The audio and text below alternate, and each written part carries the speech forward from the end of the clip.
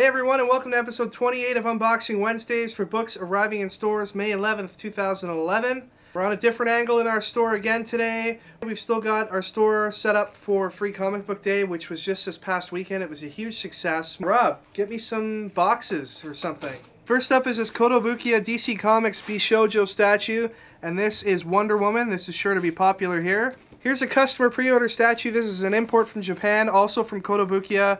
This is Manaka Sage version. Final Dragon Chronicle Guilty Requiem. Here's a steel t-shirt. A retro looking Star Wars shirt. Captain America. Here's a Spider-Man shirt. Here's a Thor shirt. Here's a Hal Jordan Green Lantern.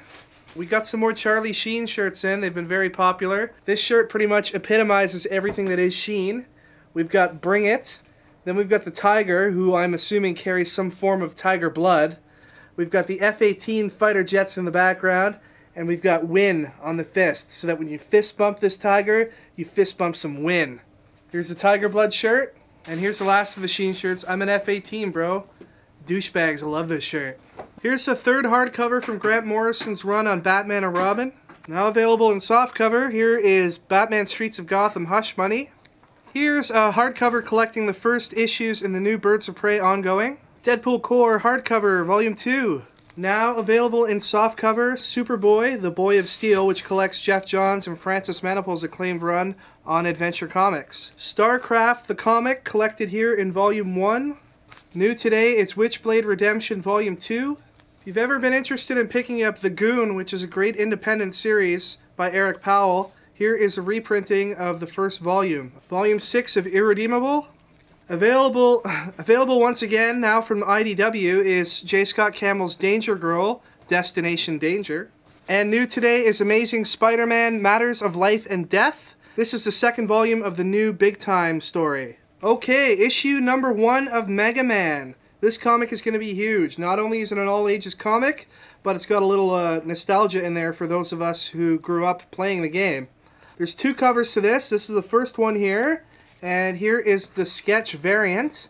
And yeah, I would go to your comic store and pick this up if you can. There's been a lot of hype around it, and I think it's going to be a very in-demand item. Here's Superman issue 711, and this is the variant cover.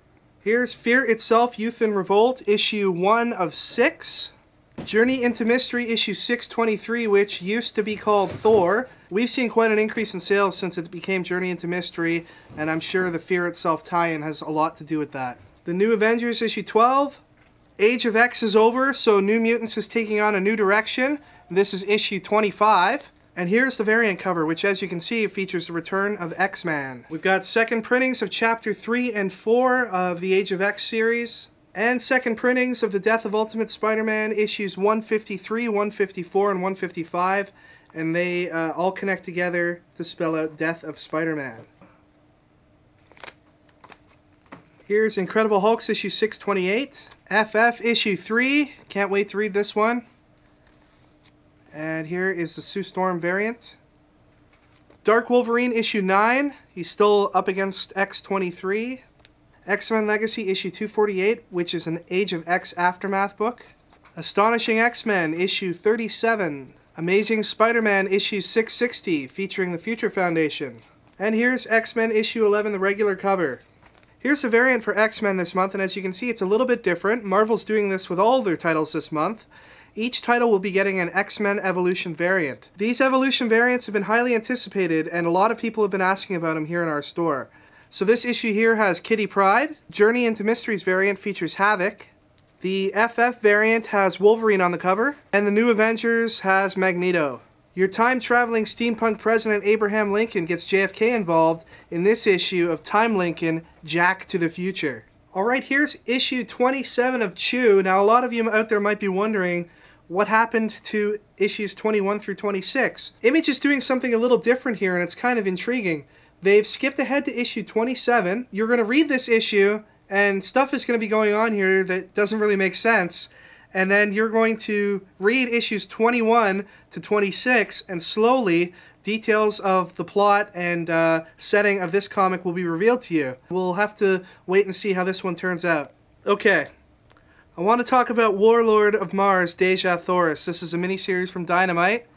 I have a total of 5 covers here. Here's cover 1, cover 2, cover 3, cover number 4, and here is the variant cover.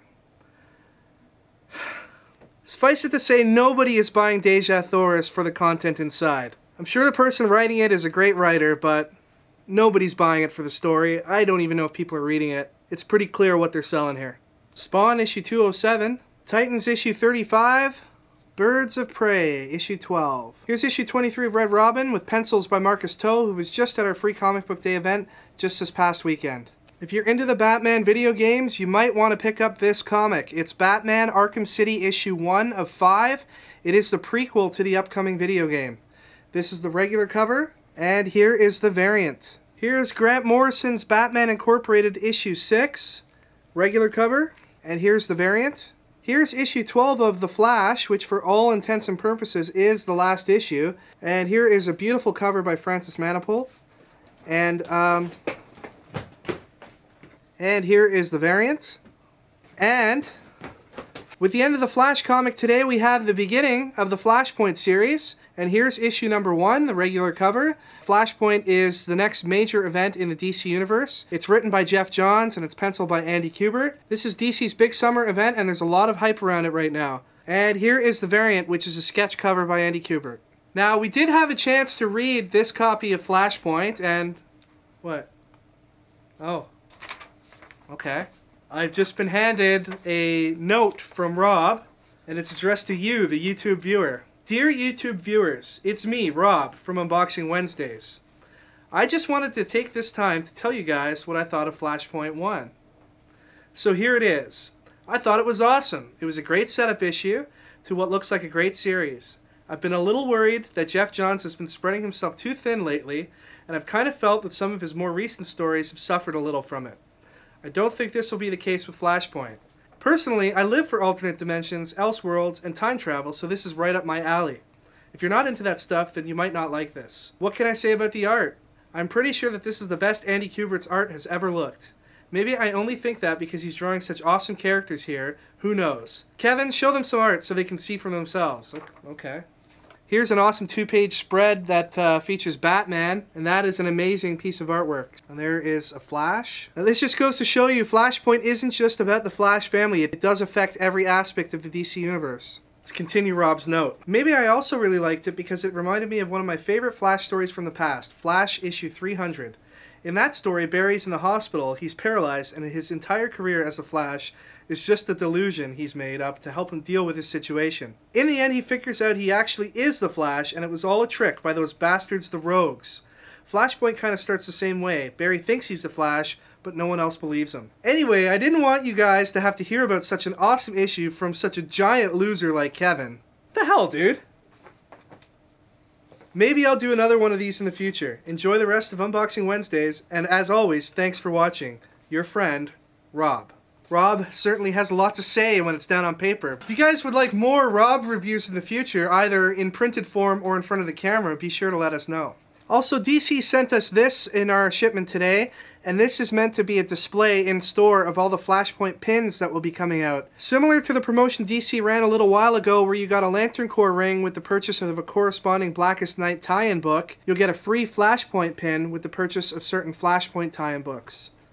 So that is kind of cool, and we eagerly await that. Alright everyone, let's talk contests. Last week we got you to tell us what was the first episode where Rob held up a sign in behind me, and it was, of course, episode 5, where Rob held up a sign saying that I was lame. Can you believe that? Me, lame? We took all the correct answers, put it into a hat, and pulled out a name, and we came up with Comic Close-Up as the winner of last week's contest. And he gets a selection of books signed by Free Comic Book Day attendees as a prize.